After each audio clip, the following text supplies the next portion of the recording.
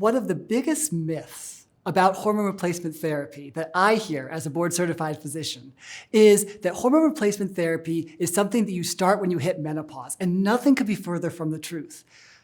Perimenopause, or the symptoms that we start to have leading up to the menopause transition, can start as much as 15 years before you actually hit menopause. The symptoms you'll start to have in your 30s and 40s is difficulty sleeping, irregular periods, loss of sex drive, gaining weight, less energy. These are all symptoms of that perimenopause transition, and it can go on for a really long time. Not only should you start your hormone replacement when your hormones start to drop off, but there is really good research that shows that the mortality and health benefits of hormone replacement therapy are the biggest in the people that start it the earliest. Your body does not function well without its endocrine system. And the sooner we can get in there and support it, the better it is for you.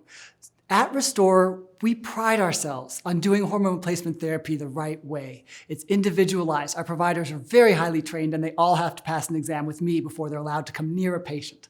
So come to RESTOR, ask about our Thrive program so that you can feel as good as you look and look as good as you feel.